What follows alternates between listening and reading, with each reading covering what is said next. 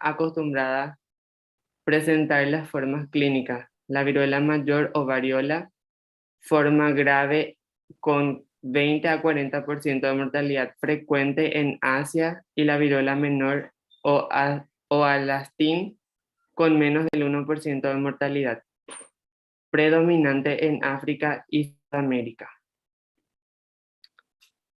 Siguiente.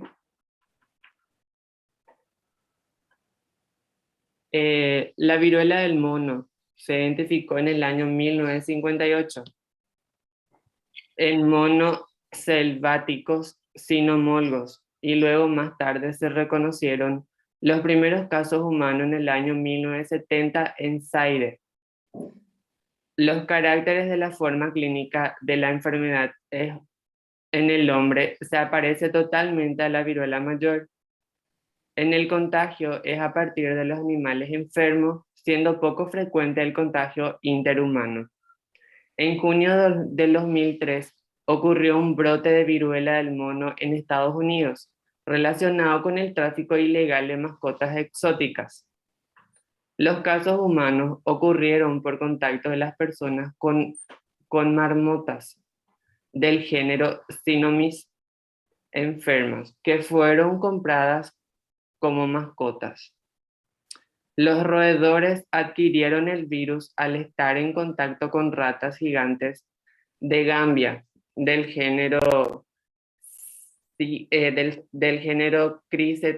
Chrysetomis, creo que es, y otros Son mamíferos. roedores, entonces, ¿verdad? Los roedores adquirieron el virus al estar en ratas, entonces son los crisetos, ¿cómo dijiste? Chrysetomis. Crisetomis. Ajá, Ajá.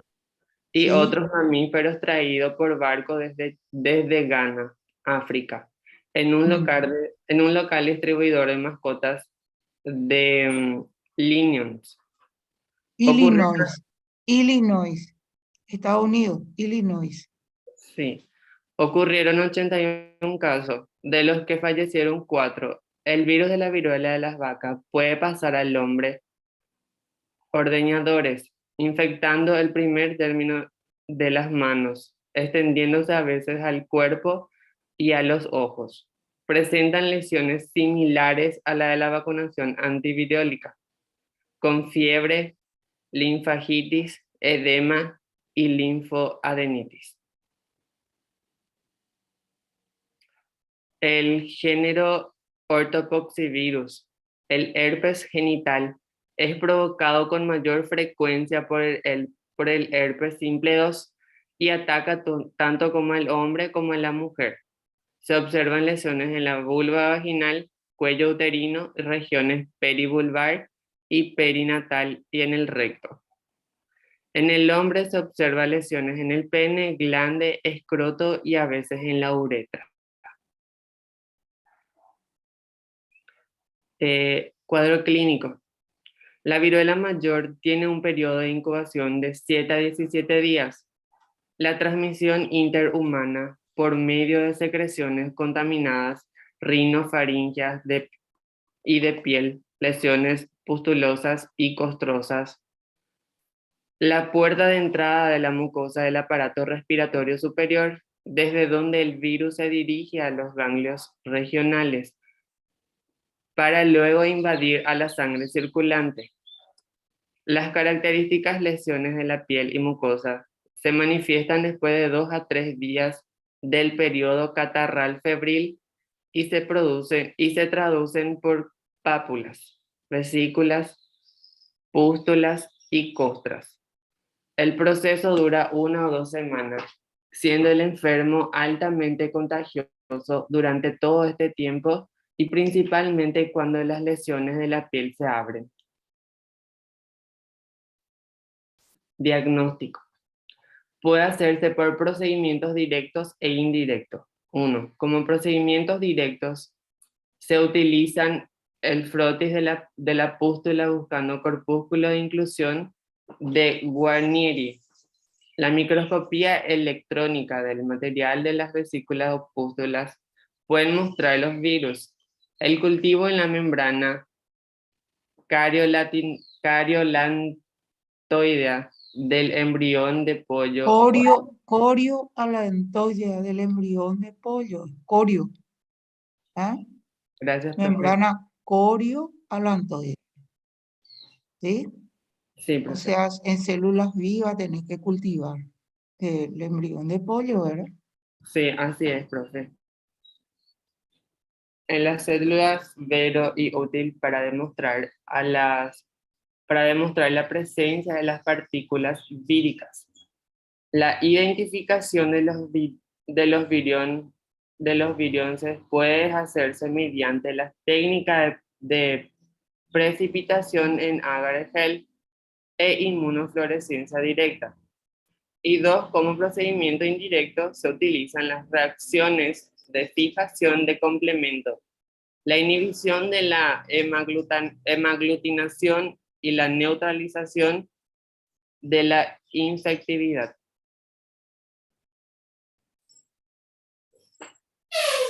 Inmunidad. La viruela mayor deja inmunidad por muchos años y quizás para toda la vida. La inmunidad activa que se obtiene mediante la vacunación persiste por muchos años, de 3 a 5, aunque en casos de epidemias se recomienda vacunar anualmente.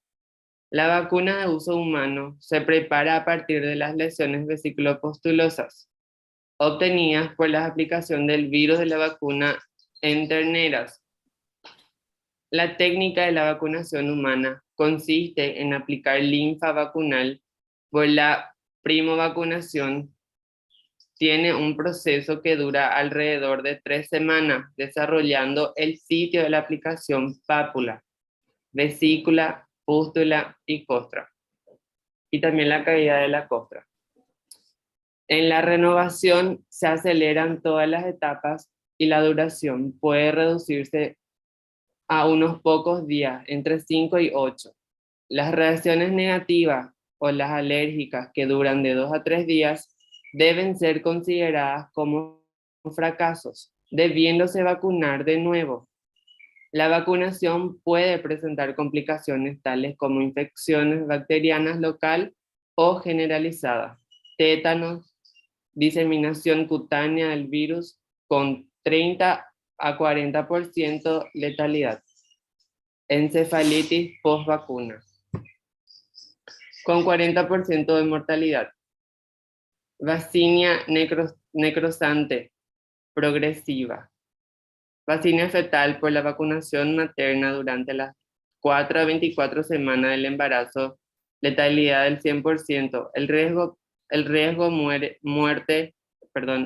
de muerte por vacunación antivirólica es de 1 en 1.000.000 de primo vacunados. Medidas preventivas. La inmunización activa con la vacuna antivirólica es la mejor manera de conferir inmunidad activa y segura contra la enfermedad, teniendo en cuenta la erradicación de la viruela desde hace más de 30 años. No está justificada actualmente la vacunación contra esta enfermedad.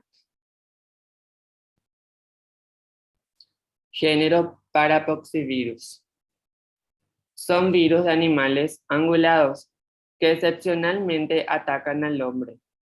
En este grupo, Verán vos, animales ungulados, o sea, como las ungulados, vacas, ungulados. sí, profe, vacas, Se te- etc.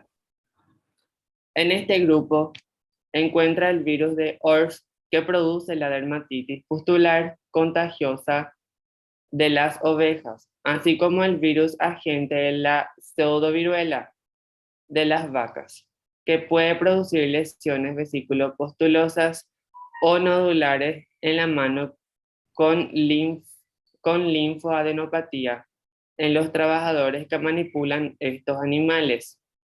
Enfermedad conocida con el nombre de nódulos de los lecheros. El virus del nódulo de los lecheros o paravacuna no confiere inmunidad contra la viruela ni contra la vaccina. La morfología del virus es similar a la familia Poxiriidae. Género Molluscipoxivirus, Molluscum contagiosum. Es un virus oval de 330 por 230 nanómetros. Forma corpúsculos de inclusión eosinófilos intracitoplasmáticos en las capas basales del epitelio, en tal cantidad que pueden desplazar el núcleo celular hacia la periferia. Produce lesiones benignas en niños y jóvenes, que se caracterizan por adoptar la forma de nódulos rosados de 2 a 5 milímetros de diámetro en la piel. Se transmite por contacto directo interhumano, contacto sexual, o indirecto con el uso común de toallas y ropas. Estas lesiones degeneran en su porción central, umbilicando el centro del nódulo, tras lo cual aparecen nódulos satélites.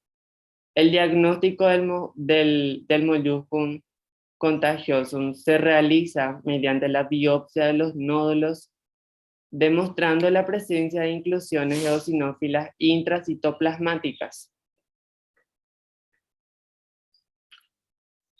Siguiente, compañera. Diagnóstico. El diagnóstico del Molluscipoxivirus contagiosum se realiza mediante la biopsia de los nódulos, demostrando la presencia de inclusiones eosinófilas intracitoplasmáticas, como dije hace un ratito.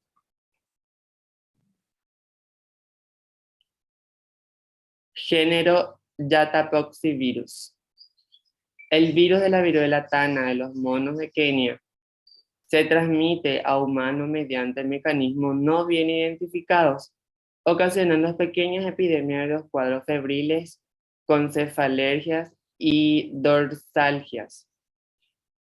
Las lesiones cutáneas atribuidas quizás a la picadura de un artrópodo hematófago se caracteriza por un prurito en un sitio cutáneo localizado, con formación posterior de mácula y pápula, a veces umbilicada.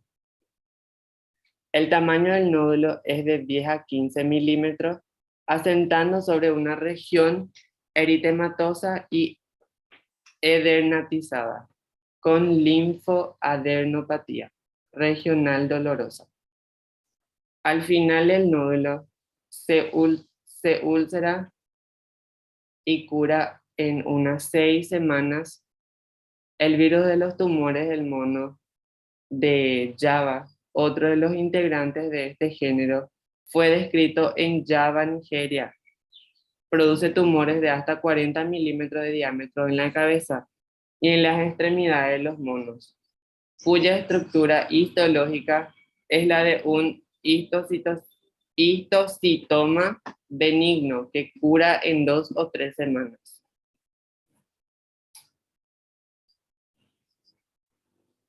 Siguiente. Caso clínico, profe, este me costó mucho encontrar, es el único caso que encontré sobre la viruela humana. Sí. ¿En qué bibliografía encontraste? Saqué de PubMed, profe. ¿De qué? De PubMed. Ah, bueno, vamos a ver. Antecedentes. La infección por el virus de la viruela humana del mono es una infección zoonótica que es endémica en la cuenca del Congo y África Occidental. Su similitud con la infección de la viruela, la mayor susceptibilidad a la infección de las poblaciones humanas, la falta de una terapia definitiva y su potencial para su uso como herramienta de bioterrorismo subraya su importancia para la salud pública. Métodos.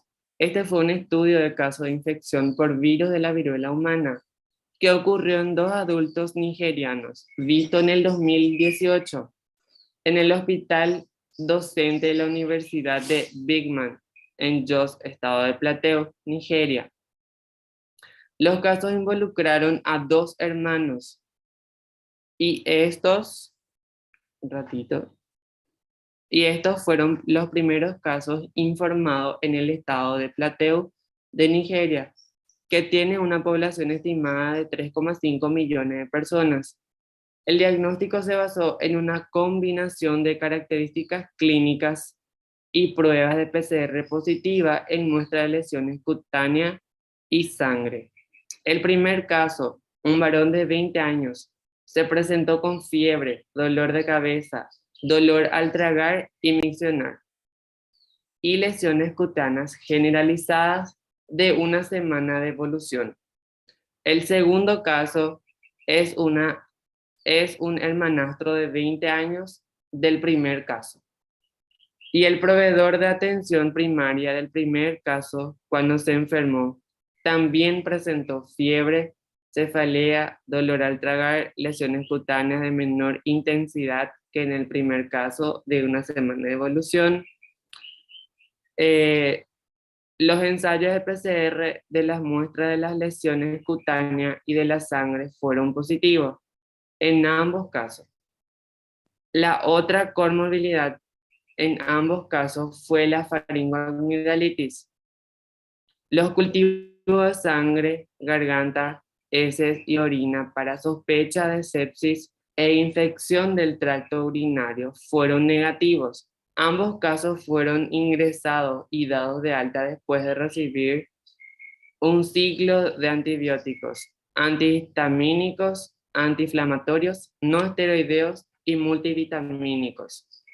Se observaron las precauciones universales y la conclusión es que la infección por el virus de la viruela humana del mono en nuestro medio pone de manifiesto la necesidad de reforzar las estrategias sanitarias preventivas frente a esta infección.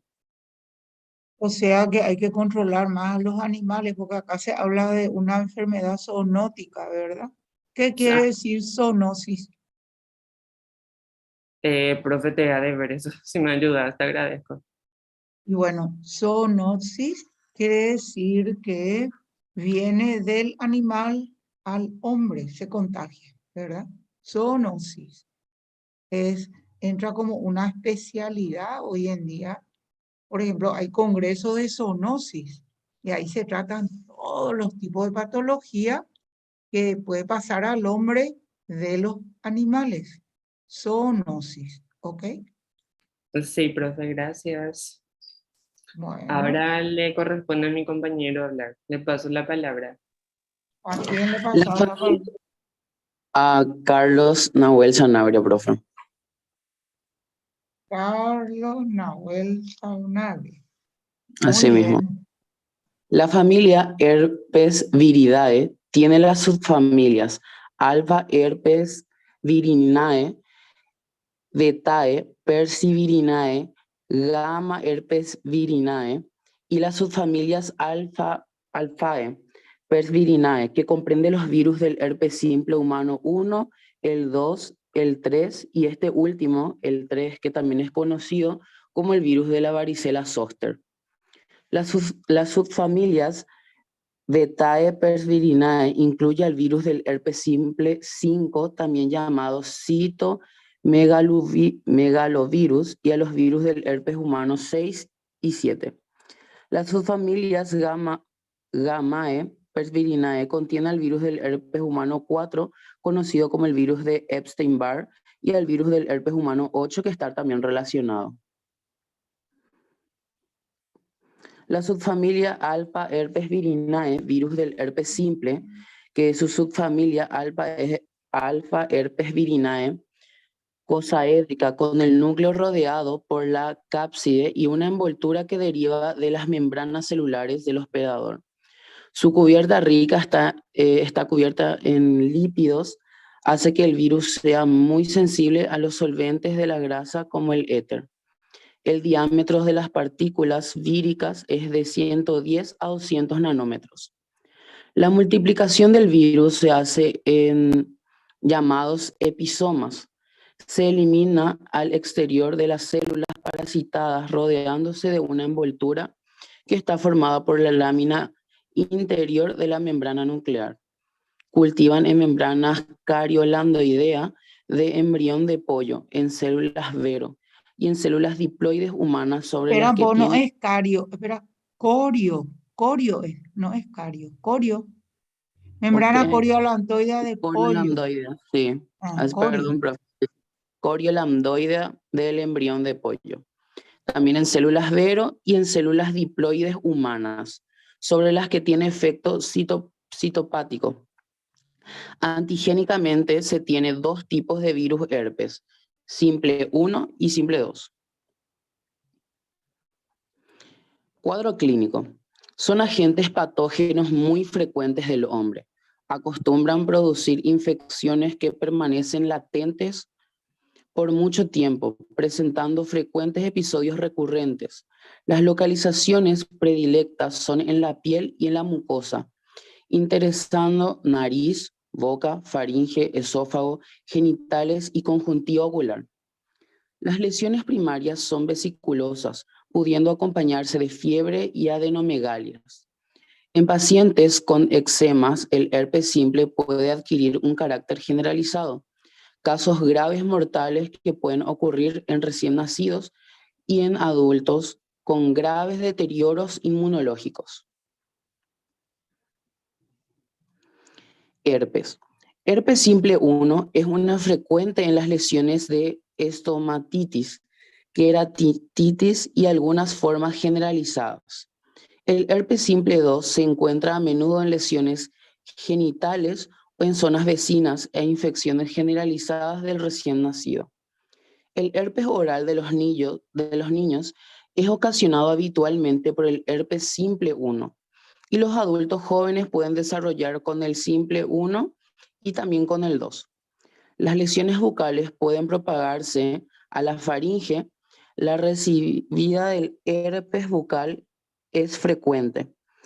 La queratitis herpética puede producir lesiones graves en el ojo y ocasionar también la ceguera.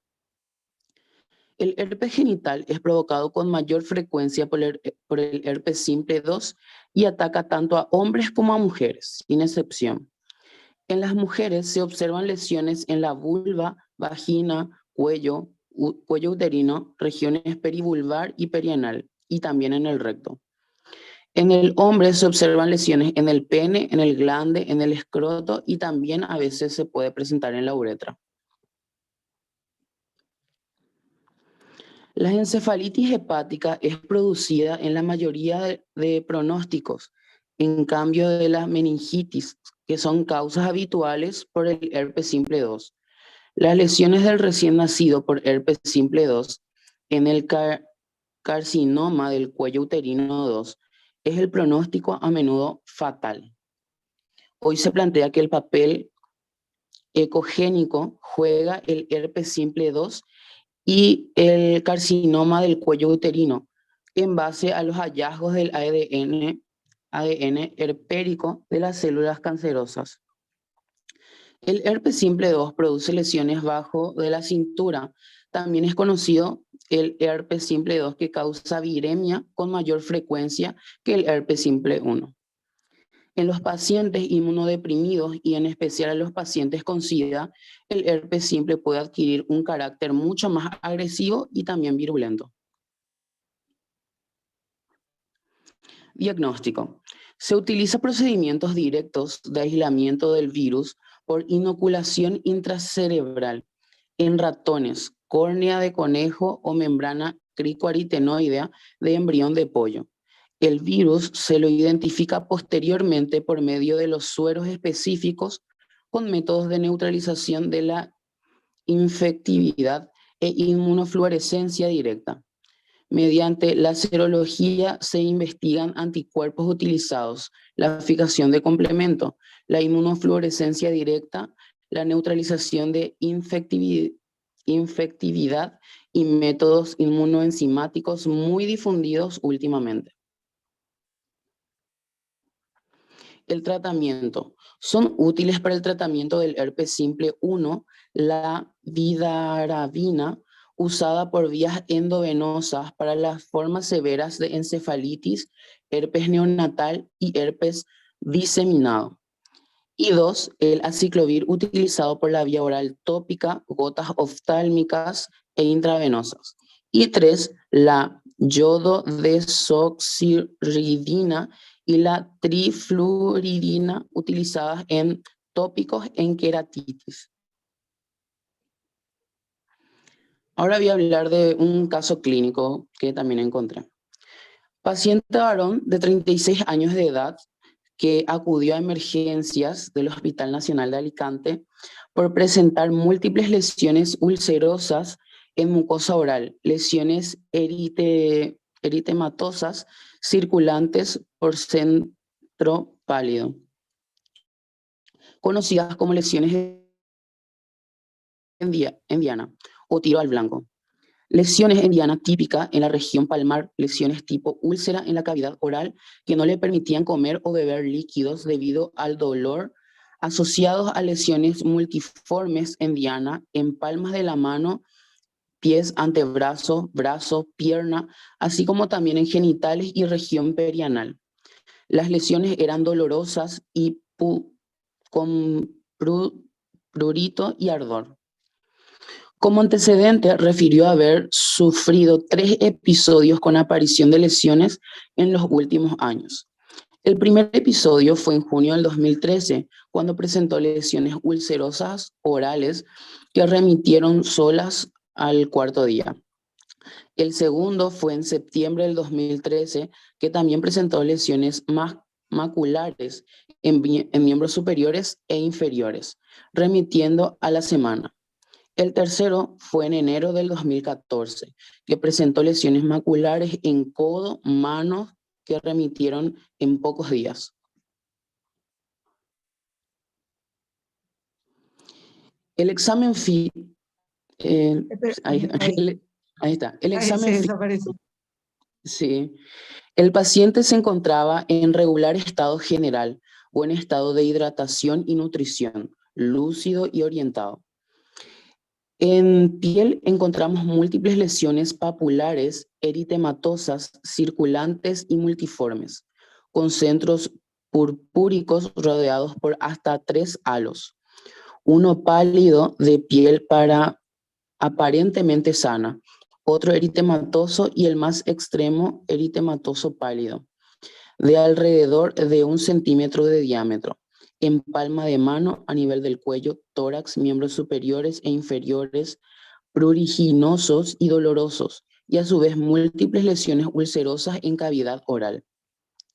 En el examen físico genitourinario encontramos lesiones ulcerativas a nivel del escroto, glande y pene, con sensación de ardor a la micción. Se realizó una biopsia de palma de mano con punch de 0,3 centímetros de diámetro mayor, siendo el diagnóstico patológico dermatitis de interfase con queratinocitos necróticos. Los exámenes de laboratorio solicitados fueron anticuerpos IgG e IgM para virus herpes simple 1 y anticuerpos IgG e IgM para virus herpes simple 2. Los resultados fueron positivos para el anticuerpo IgG para el virus herpes simple 1. Y el tratamiento que se le tuvo que administrar a este paciente fue aciclovir de 800 miligramos, una tableta 5 veces al día, por lo cual la apariencia de las lesiones mejoró considerablemente y observándose con secuelas de máculas hiperpigmentadas. Te pregunto ahora, si aparece el anticuerpo IgG, en este caso fue para el virus herpes simple 1. ¿Qué está significando ese IgG? ¿Que fue reciente o que ya pasó el tiempo de la infección?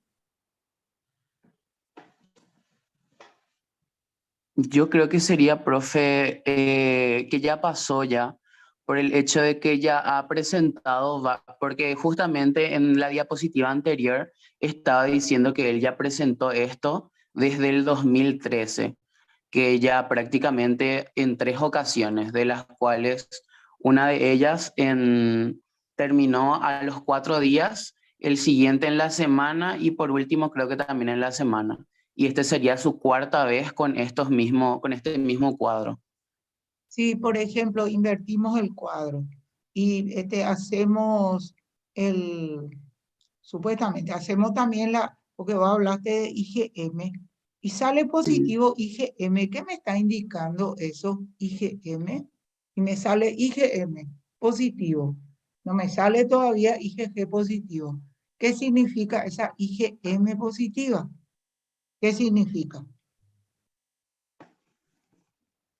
Que la enfermedad está empezando, profe.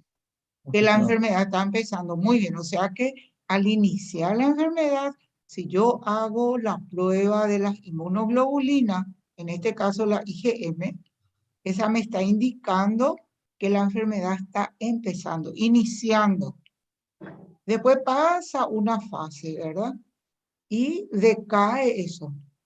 Y empieza a aparecer en forma secundaria, se eleva la inmunoglobulina G.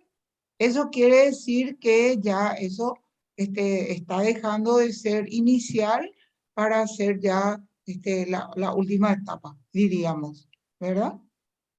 Sí, así Y, mismo, profe. bueno, usted está Por eso hablando es que de inmunología con el doctor Sebastián, ¿verdad? así mismo, profe. Justamente Ya hoy pasaron, ya dieron esa parte, ¿verdad? sí, ya dimos, profe. Ah, bueno. Entonces Por quiere eso, decir, y ahora claro. yo pregunto, ¿cuál es la inmunoglobulina que pasa a la placenta? Esa es la IgG, profe. La IgG, muy bien. La IgG es la única que traspasa la placenta, ¿ok? Sí, ¿Sí? así mismo, Bueno. profe. ¿Y la inmunoglobulina A qué hace? Esa es secretora, profe. Defiende las puertas de entrada. O sea que se encuentran en las mucosas. Puede estar Así la mismo. mucosa intestinal, urinaria, etcétera, ¿verdad? Muy bien. ¿Y la inmunoglobulina es que me indica si es que está elevada? Serían las alergias, profe. O sea, Caso de son las que, alergia. claro. Caso de alergia, puede ser una alergia tipo asmatiforme, porque tenemos alergia a algún polen, alguna polvareda, ¿verdad? Que me hace como un asma. Pero también, ¿en qué otro caso yo encuentro elevada la inmunoglobulina? Es que me tiene que llamar la atención. Y si sobre todo encuentro en un extendido de sangre, encuentro muchos eosinófilos, muy bien, y van paralelos. Entonces yo tengo que pensar, ¿puede ser una alergia a eso? Inmunoglobulina Ge alta, inmunoglobulina E alta, y una eosinofilia sanguínea. ¿En qué puedo pensar? Muy bien, alergia. ¿Y en qué otra cosa puedo pensar también? Esté elevado tu inmunoglobulina E. Parásitos. ¿Eh? Parásitos. Podemos pensar en una parasitosis, sobre todo los que dan inmunoglobulina E elevada, muy elevada, son los gusanos. Aparte de que también yo puedo encontrar una ligera eosinofilia en caso de protozoarios. Por ejemplo, yo puedo encontrar, en caso de Yardi se ha encontrado también un poco elevado los EO, en caso de, que vamos a dar más adelante, ¿verdad? Los apicomplexas, caso de isospora, etcétera.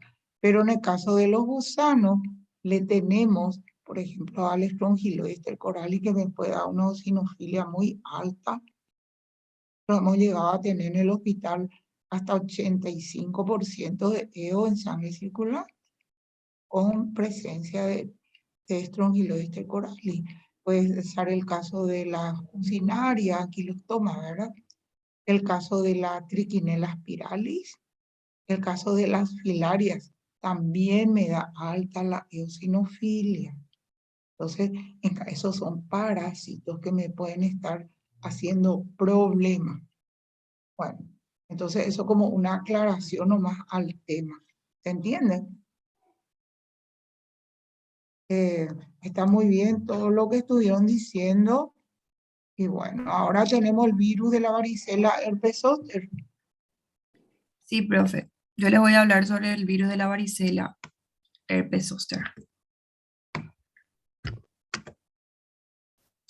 El agente, el virus de 150 a 200 nanómetros con estructura picosaédrica, es sensible al éter por su contenido lipídico externo, posee 2 o más membranas de envoltura, parece integrar un solo tipo antigénico, pero tiene relaciones antigénicas con otros agentes de la familia Herpesviridae a la que pertenece.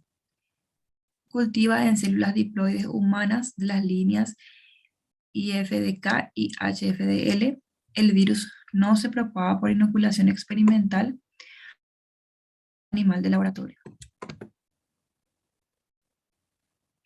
Sus cuadros clínicos: la varicela es la afección primaria del virus, cuya puerta de entrada son la rinofaringe y el árbol respiratorio, frecuentemente frecuente en niños, y se caracteriza por fiebre moderada, que al cabo de 10 a 14 días el virus se disemina por la vía sanguínea y produce un exantema vesicular generalizado.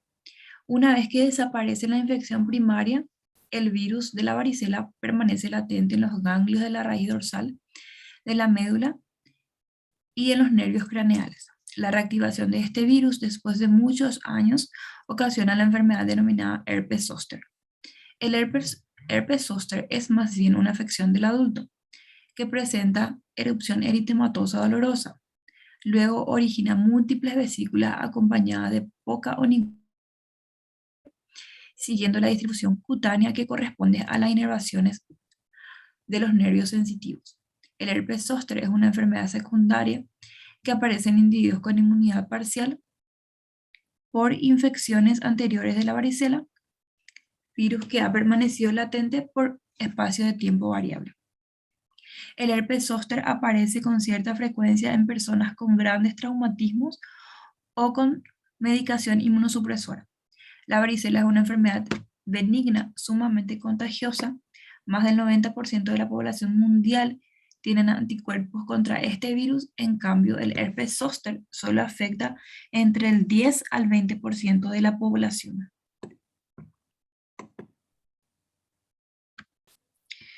La infección primaria de la varicela es más grave en adultos que en niños, ocasionando neumonía intersticial, cuya letalidad alcanza una cifra de 20 al 30%. El herpes zóster es conocido en muchos países sudamericanos con el nombre de fuego de San Antonio.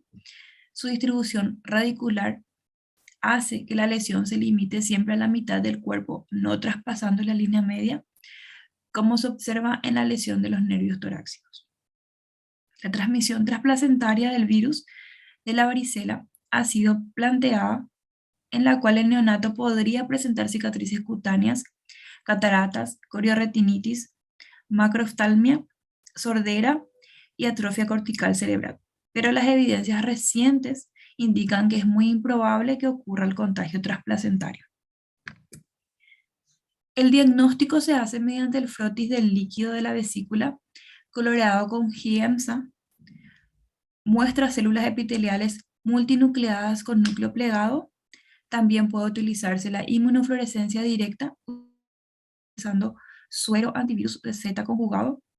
El cultivo se realiza en medios HFDK y HFDL, seguidos de la identificación posterior del virus.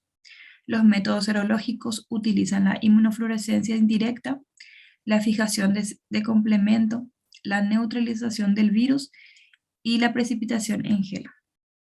La prueba de ELISA es muy útil, sobre todo si se comprueba el aumento del título de los anticuerpos en 2 muestras tomadas con un lapso de separación de 8 a 10 días. Para el tratamiento se ha utilizado altas dosis de interferón, fanciclovir, valaciclovir, vidarabina y aciclovir, con resultados bastante buenos.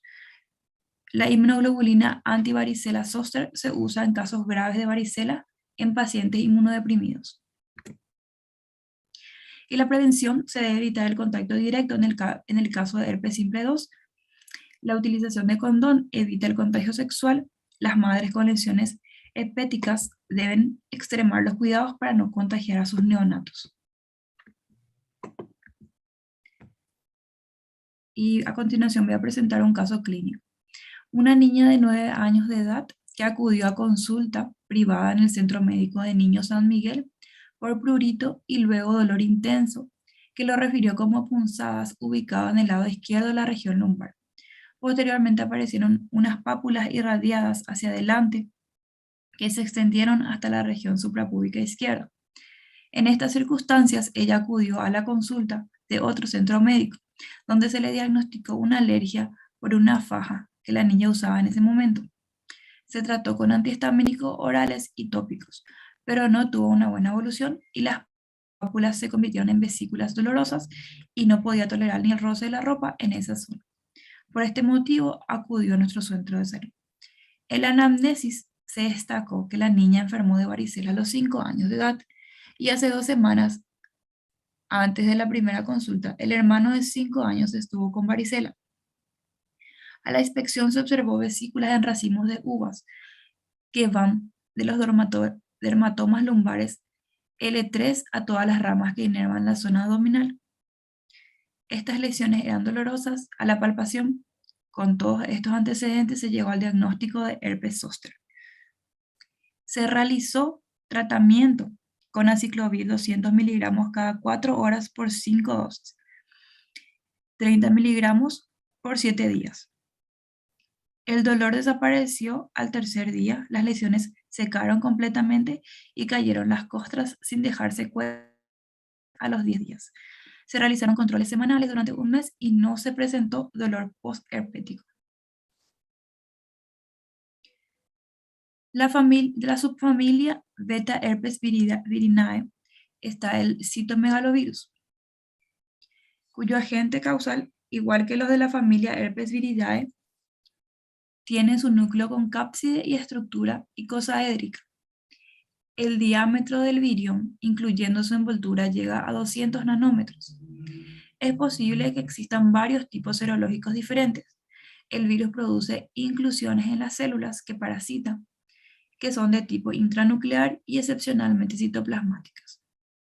Cultiva en fibroblastos embrionarios humanos y en células diploides fetales pulmonares humanas. En cuanto a su epidemiología, el contagio es interhumano mediante secreciones, transfusión, injertos o por medio de la vía transplacentaria. La prevalencia de citomegalovirus en la población es del 40% en Europa y 100% en África y el Lejano Oriente. Existe una asociación bastante frecuente con el SIDA. El cuadro clínico del citomegalovirus produce infecciones comunes, pero generalmente asintomáticas. Puede atacar en cualquier periodo de la vida, siendo más frecuente en niños. La infección puede ser congénita, transplacentaria, adquirida en el útero materno, perinatal, cuando aparecen recién en el parto, o postnatal, cuando aparecen después del parto. El citomegalovirus es el virus que con mayor frecuencia se observan en las infecciones congénitas. La infección por citomegalovirus afecta entre el 0,5 y 2,5% de los recién nacidos, siendo asintomática en la mayoría de los casos. Solamente el 5% de niños infectados presentan hepatoesplenomegalia, ictericia, petequias y trastorno del sistema nervioso central que pueden dejar secuelas.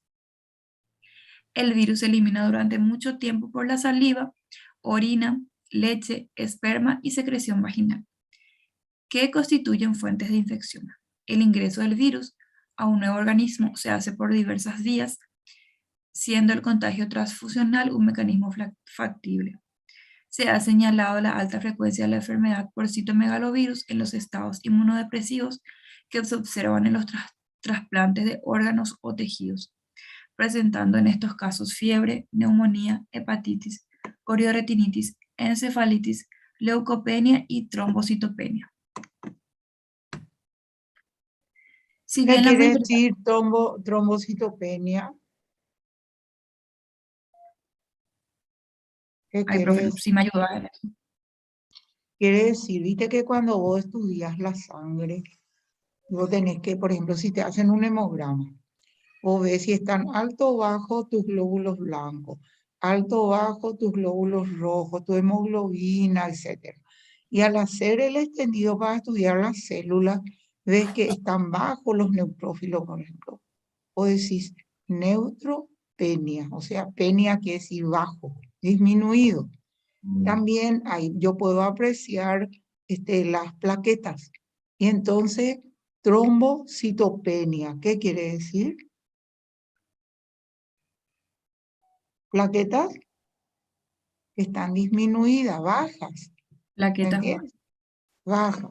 Hay una trombocitopenia, o sea, el rango de referencia de las plaquetas en circulación es de 150.000 por milímetro cúbico hasta 300 según algunos autores, otros 350 oscilan ese, o otros dicen 280. Bueno, entonces entre 150 a 300 por milímetro cúbico. Y entonces cuando estamos hablando de trombocitopenia es por debajo ya de 150, 100, 80. Eso es lo que se suele observar en muchos casos de virosis. ¿Me entienden? Y otros problemas. ¿Ah? ¿Está bien? Penia, que es y bajo. Sí, profe. Trombocitopenia, neutropenia, o sea que nuestras defensas tenemos muy poca cantidad de neutrófilos. Ustedes saben que los neutrófilos desarrollan un papel importante en las defensas. Son llamados también micrófagos, ¿verdad? ¿Y a cuál otro yo le llamo macrófago? ¿Y en dónde tiene su origen? El macrófago, ¿dónde tiene su origen?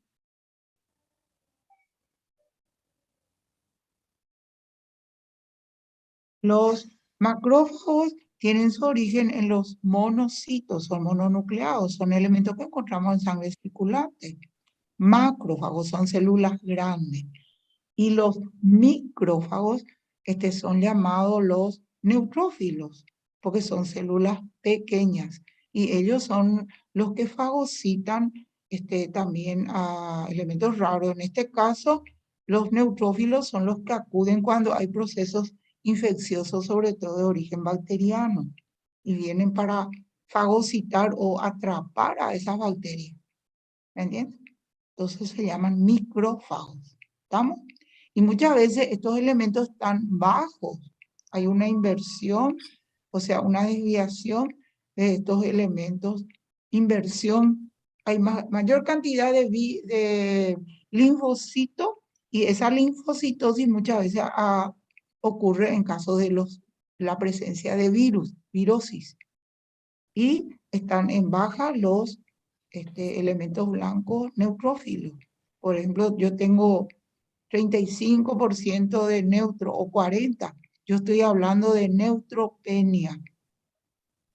Y si yo estoy hablando al revés, por ejemplo, me estoy refiriendo que hay disminución del linfocito de acuerdo al rango normal, yo hablo de linfocitopenia. ¿Me entienden? ¿Sí? O sea, cuando hay aumento de neutrófilos, por ejemplo, tengo, en caso de una infección, tengo, por ejemplo, 90% de neutrófilos y me queda nada más que 9 a 10 linfo. Entonces yo hablo de una linfopenia. Y si tengo al revés, tengo 40% de neutro, estoy hablando de neutropenia. Bueno, esa es una aclaración que quería hacer. Ahora, mononucleosis infecciosa, justamente, los cuadros de mononucleosis están relacionados con virocitos, le llamamos linfocitos atípicos, y está asociado al virus del Epstein-Barr, por ejemplo, que ahora vas a hablar, ¿verdad? Sí, ahora voy a hablar, profe. Voy a Bueno, terminar este y después hablo de eso. ¿no? Sigo. Si bien la Seguí. mayoría de los cuadros de mononucleosis infecciosa son ocasionados por el virus de Epstein-Barr, se cita que el citomegalovirus puede ser causante hasta en 8% de todos los casos, con una sintomatología totalmente similar. Raramente en las personas adultas normales se observa meningocefalitis, granulomatosa, síndrome de Guillain-Barré, erupciones, miocarditis, neumonía, anemia hemolítica y trombocitopenia debidas a citomegalovirus. Espera, acá dice, espera un ratito, pasamos otra vez, bueno, raramente, no son seguras, sino algunas complicaciones se encuentran, ¿verdad? En una meningoencefalitis, problema a lo mejor a nivel de las meninges. Y el síndrome de Guillain-Barré es justamente un síndrome que aparece que tiene que ver relacionado con la parte nerviosa, ¿me entiendes? El síndrome de Guillain-Barré aparece la persona con que tiene como una parálisis en los miembros inferiores y no puede moverse, por ejemplo. Tiene flaquea la caminata, se le afloja la pierna porque afecta las partes nerviosas de los miembros inferiores. Muchas veces eso desaparece, pero muchas veces esto tiene que estar verificado con un neurólogo y ser tratado porque algunas veces le da muy fuerte y puede quedar secuelas, rengueras y esas cosas. Dice anemia hemolítica. En ese caso, ¿qué se entiende por anemia hemolítica? Hay destrucción de los glóbulos rojos, se destruyen. Y entonces, por lo tanto, la persona está con una anemia. Bajo glóbulos rojos, baja hemoglobina, etc. Y aparte de eso, habla otra vez de la trombocitopenia, disminución de los, ¿qué era que dije? Trombocitopenia, ¿está relacionado con qué? Con las Las plaquetas bajas. plaquetas. Plaquetas bajas. ¿Me entiende? Y esto tiene como causa o es causa de fondo al citomegalovirus. ¿Se entiende? ¿Sí? Bueno, El diagnóstico se hace mediante los siguientes procedimientos. 1. Citología exfoliativa, coloración de Papa Nicolau, la cual muestra un 25 a 50% positividad en las formas congénitas. En este procedimiento se observa la célula citomegálica grande, 25 a 30 micrómetros, que presenta un cuerpo de inclusión intranuclear central denso, ojo de búho. 2. Microscopía electrónica, se utiliza con preparados materiales. 3. Cultivo de medios celulares. Y 4. Métodos serológicos, buscando anticuerpos por medio de la inmunofluorescencia indirecta, inmunofluorescencia anticomplemento o el método ELISA.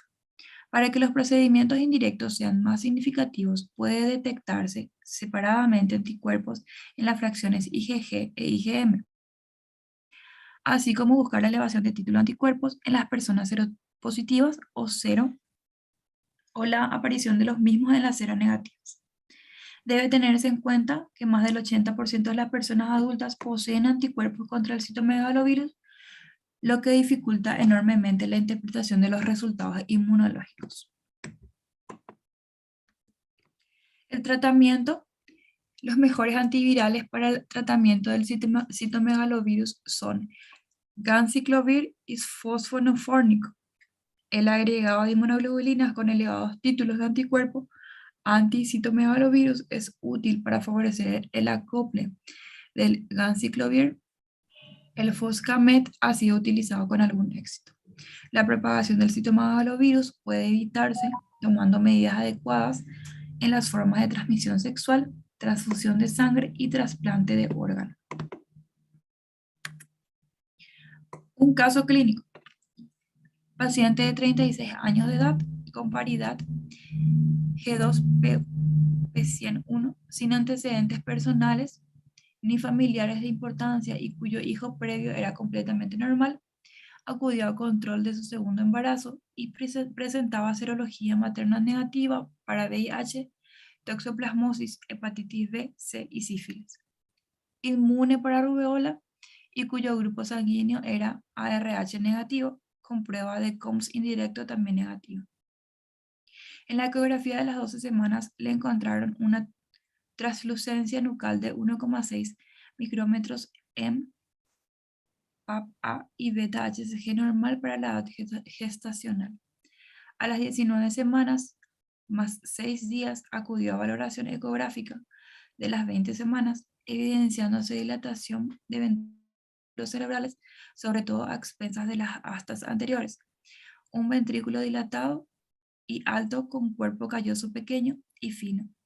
La velocidad pico-sistólica de la arteria cerebral media era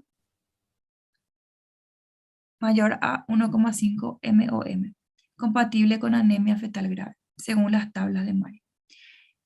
En el resto de la exploración se evidenció edema subcutáneo generalizado, más acusado a nivel del cuello, donde el pliegue nucal medía 6,6 micrómetros. También existía hidrotórax y ascitis con Espera un poco. hepatomegalia. 6,6 milímetros.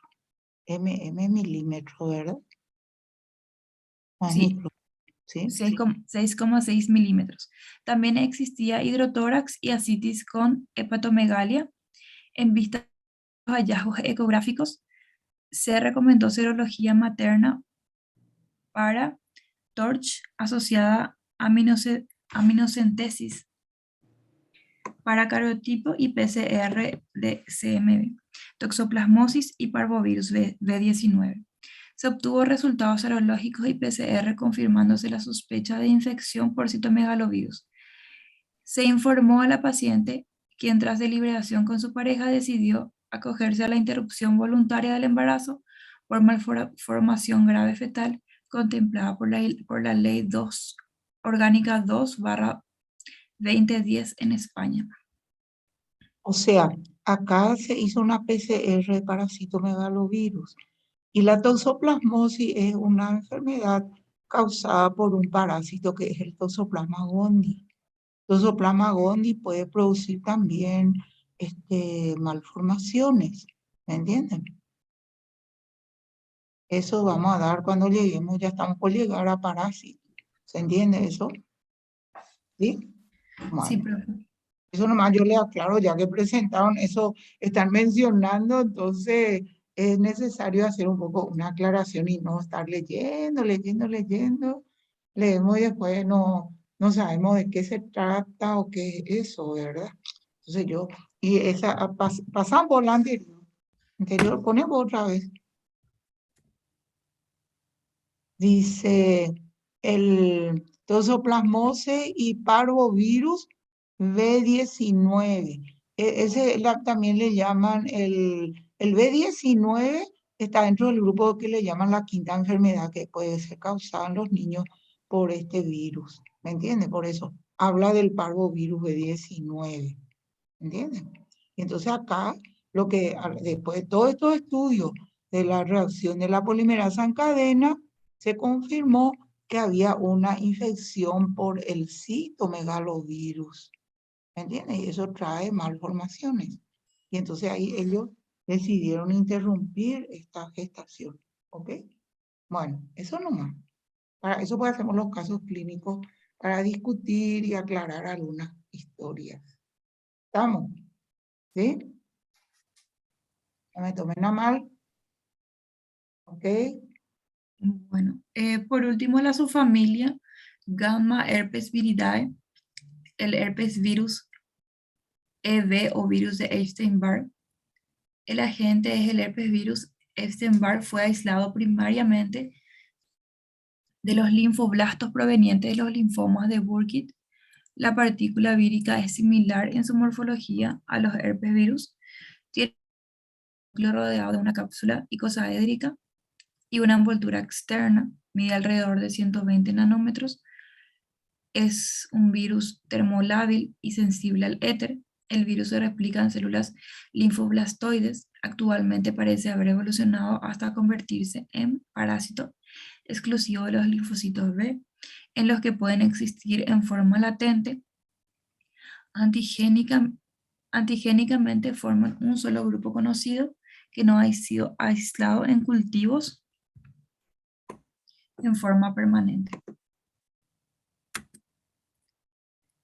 En cuanto a la epidemiología, los linfocitos B infectados por el virus Epstein-Barr, que están ubicados en la región orofaringea, especialmente en las amígdalas, eliminan el virus de la cavidad bucal, desde donde, vehiculizados por la saliva, transmiten y contagian a nuevos hospedadores. El contagio es interhumano por medio de las secreciones faringeas u otros. En el cuadro clínico, el herpes virus Epstein-Barr tiene una alta frecuencia en humanos. Se puede demostrar la infección primaria en el 60 al 70% de los jóvenes, más del 80% de los adultos poseen anticuerpos específicos anti-herpes virus Epstein-Barr. Si bien no se conocen cuadros clínicos específicos determinados por la primoinfección en niños muy pequeños, existen pruebas serológicas que permiten relacionar el herpes virus Epstein-Barr con la mononucleosis infecciosa, cuadro que se caracteriza por fiebre, esplenomegalia, angina y linfocitosis con linfomononucleosis. El virus generalmente se difunde y se excreta por la vía oral. Excepcionalmente se tienen cuadros más graves con el síndrome de Guillain-Barré, meningitis, encefalitis, mielitis, ruptura de vaso, anemia aplástica, agranulocitosis, anemia hemolítica y trombocitopenia, complicando el cuadro con de la mononucleosis infecciosa. El VIH puede reactivar cuadros debido al herpes virus Epstein-Barr. Existe una relación evidente entre el herpes virus Epstein-Barr y el linfoma de Burkitt, así como también se lo ha visto asociado con los linfomas hodgkinianos y no hodgkinianos. Por otro lado, se ha señalado la relación del herpes virus Epstein-Barr con el carcinoma nasofaríngeo. La leucoplasia vellosa oral es debida a la infección de las células epiteliales de la boca, atribuida al virus de Epstein-Barr.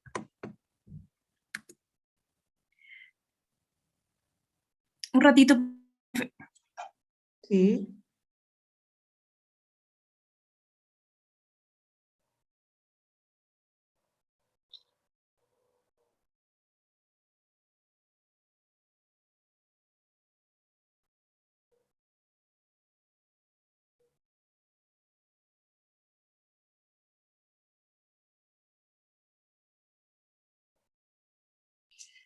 El diagnóstico se hace mediante el aislamiento del virus en cultivos celulares, en los cuales produce efecto citopático que puede ser neutralizado con sueros específicos. Los estudios serológicos muestran la presencia de anticuerpos fluorescentes, pudiendo para ello usarse el antígeno nuclear eDNA, el antígeno capsidio eBCA y el antígeno precoz EA.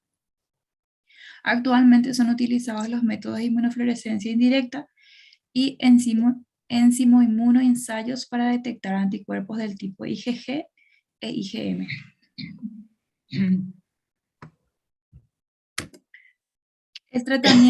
No existe ningún tratamiento para las enfermedades provocadas por el virus de Epstein-Barr, y las medidas preventivas, no existen medidas seguras para prevenir el contagio. Se debe evitar el contacto con los enfermos conocidos y no existen vacunas contra el Epstein-Barr. Y por último, un caso clínico: un escolar de 7 años, sexo femenino, con antecedentes de asma y rinitis alérgica, presentó un cuadro de 2 semanas de evolución de síntomas respiratorios altos, en el que describe una adenopatía cervical izquierda, sensible, asociada a fiebre, motivo por el cual alcanzó a recibir amoxicilina ácida, clavulánico por 3 días. Desarrolló compromiso de estado general, somnolencia, vómitos, rechazo alimentario, palidez, ictericia y orina oscura, por el cual se hospitalizó y solicitó exámenes de laboratorio: proteína C reactiva, 30 miligramos, VHS, 23, hematocrito, 34%, plaquetas, 153.000, leucocitos, 14.800, con linfocitos, 56%, y PMN, 31%. Esperamos. VHS, ¿qué quiere decir? Así como se hace la PCR, la proteína C reactiva, está alta, ¿verdad? 30 miligramos por litro. Esa VHS quiere decir que es la sedimentación de los hematíes. Entonces está en 23 milímetros. está también ligeramente acelerada, quiere decir que hay un proceso inflamatorio infeccioso. Eso me está indicando entre la proteína C reactiva y el VHS. Plaqueta está dentro del rango normal, leucocito está aumentado y hay una linfocitosis, dice, ¿verdad? Y tiene el polimorfo nucleado 31%. Eso es lo que yo le estuve hablando hace rato, ¿verdad? Entonces está aumentado los linfocitos, pero están disminuidos los neutrófilos. Y hay hipoprotrombinemia. El tiempo protrombina está, es grave, ¿verdad? Hipoprotrombinemia. Tiempo protrombina está alterado. ¿Por qué? Porque había un problema, creo que a nivel de hígado, por ahí me parece que leí. Bueno, muy bien. Ahora, te dejo estudiar la parte renal. Función renal. Función pasó? renal, electrolitos plasmáticos. ¿Qué le pasa al bebé? ¿Qué le están haciendo? Voy a ¿Cuánto? continuar yo, profe, ¿sí? Sí, lee un poco y darle un espacio a que ella se ocupe de su niño. Dale, Bueno, profe. Función función renal. renal. Electrolitos plasmáticos o gases y gases arteriales normales. Ecografía cervical demostró múltiples adenopatías bilaterales o no abscedadas. Ecografía abdominal solo con esplenomegalias. Estudio para virus de Epstein-Barr con monotest positivo. Dado exámenes de laboratorios y clínicas compatibles con falla hepática fulminante, se derivó a un centro de trasplante hepático, donde se manejó inicialmente con hidratación parenteral, régimen hipoproteico, N-acetilcisteína, lactulosa, norfloxacino, protección gástrica con omeprazol y vitamina K. Exámenes de control día 2 con enletecimiento. Electroencefalograma, ¿verdad? Control de Sí, control guiado. así mismo. Yo entiendo que es electroencefalograma con enlentecimiento difuso compatible con una encefalopatía de grado 1. De grado 1. Así Bueno, mismo, profe, que se activó como candidata a trasplante hepático dado encefalopatías asociadas a INR 3,4. Profe, ¿qué sería INR? mira, índice, mira, te dejo ese. Vamos a Ok, investigar por INR. ok. Espera. Entonces, está elevado. Es un estudio que se realiza porque estamos hablando de una función de problema hepático. Tal vez Así mismo, profe. se le hizo Trasplante. no. Acá se le hizo el problema de protrombina, porque el problema acá dice que no se corrigió con vitamina K, y vitamina K se da cuando hay un proceso que la vitamina K participa en la cascada de coagulación, ¿verdad? Está relacionado con la parte de coagulación. Tal vez no se corrigió, dice. Entonces está teniendo como tiene un problema a nivel del hígado, entonces la protrombina está alterada y este es un índice que se hace, que es una vez es de 1,5, nomás 1,1, pero en este caso es 3,4, que no se puede corregir porque acá se le dio vitamina K y tampoco se corrigió, ¿verdad? Eso es. Está relacionado con una prueba que se hace para ver la parte funcional del hígado a nivel de coagulación. Como está hablando acá de vitamina K, esta es la que participa también en el proceso de coagulación, de la cascada de coagulación. ¿Ok? Eso es. Así mismo, Ahora, profe, está bien. tomografía axial computarizada, la TAC, ¿qué pasó? De cerebro parece que dice, ¿verdad? ¿Qué Así indica? mismo, de cerebro, con difusión sin edema ni hemorragia. Se reconfirmó etiología por virus de Epstein-Barr con inmunoglobulina M positiva más el mismo.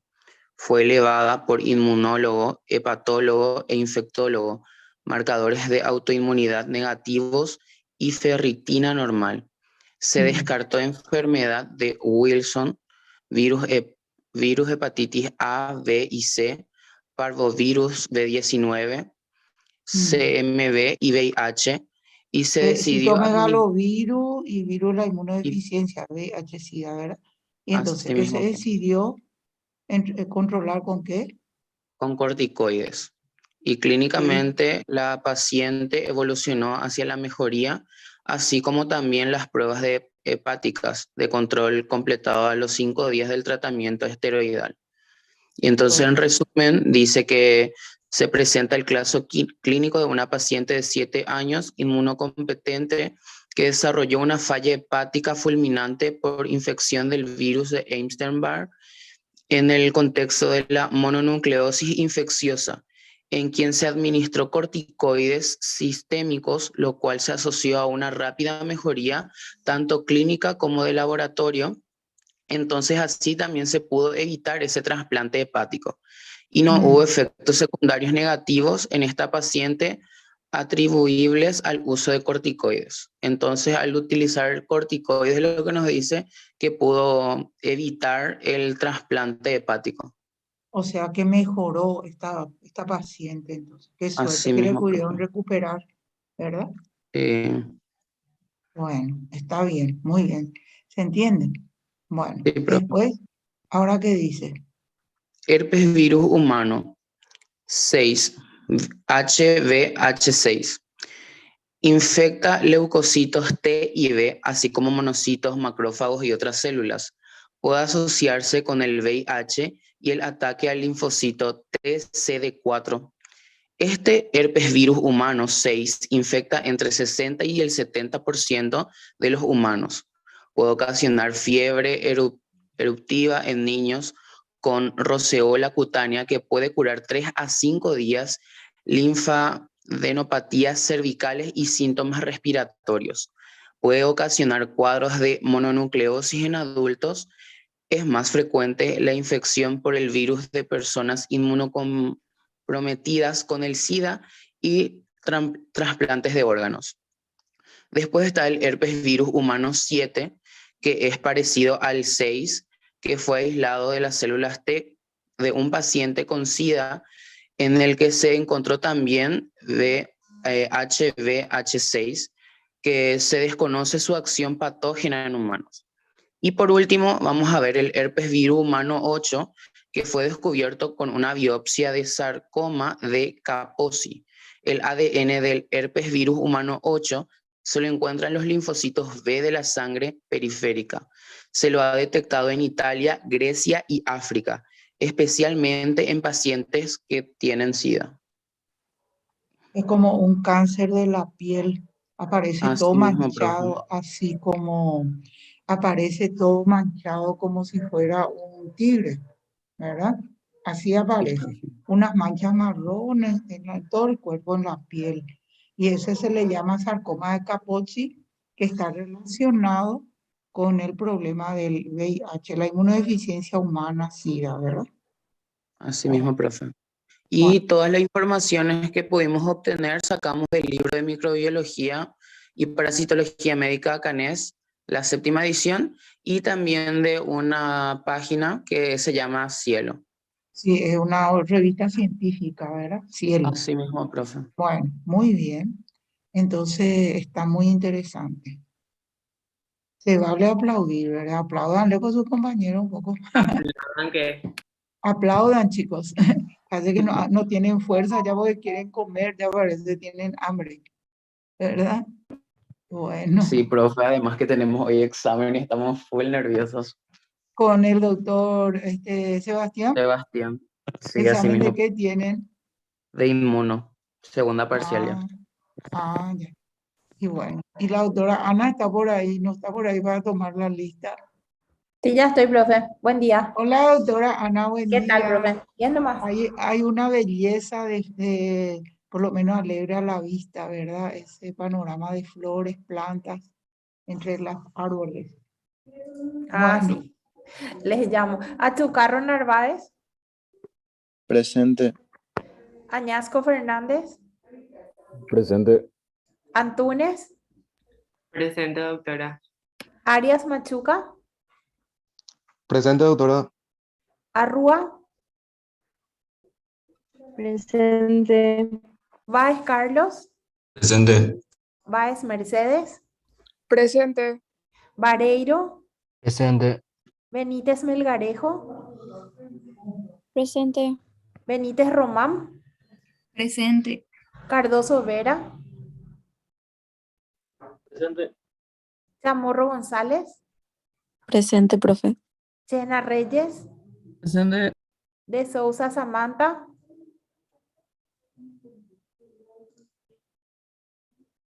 De Sousa Samara,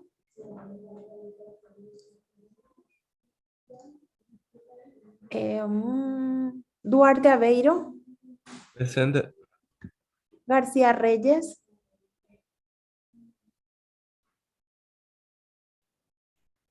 Gómez Rodríguez, Han Park, Presente, profe. Jara Ibáñez, López Benítez, Presente, Jara Ibáñez, profe. ok, López Benítez, Presente, profe. Lugo Dávalos, Presente, profe. Lugo Grance, Presente. Moraes González, Presente. Ocampo Encina, Presente. Ortega Acosta, Presente. Patiño Rivarola, Presente. Fertile Uritar, Presente. Portillo Escobar, Presente, profe. Rojas Ortiz, Presente. Sanabria Abogado, Presente. Velázquez Juan José, Velázquez, Vera Miranda, Presente. Villalba Jara, Presente. Celaya Holguín, Presente, profe. ok. Buena suerte entonces para el examen, chicos, ¿eh? Que pasen bien. Y en la próxima Muchas tienen gracias, examen profe. de micro, ¿eh? En la Éxitos. próxima. Hola, doctora. ¿Qué tal, profe? ¿Cómo ¿Qué andas? más? Bien, bien, bien. Uy, Vayan a estudiar sí. muchos anticuerpos y antígenos. Van a tener examen de inmunología hoy con el doctor Sebastián, dice. Sí, ahí ya me envió el profe el examen. Tengo que imprimir Ah, ahora. le vas a imprimir. Qué Puedes elegante la proyectar también, doctora. profe, acá un ratito. Qué elegante la doctora Ana. Me encanta tu blusa. Oh, thank you, teacher.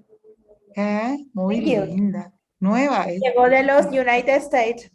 Ah, wow. Como dice mi Sí. sobrina, wow. Wow. ¿Qué tal andan por ahí? ¿Todo bien? ¿Que Bien, van a profe, tener súper reunión bien. con el profe? Sí, ahora estamos con el profe.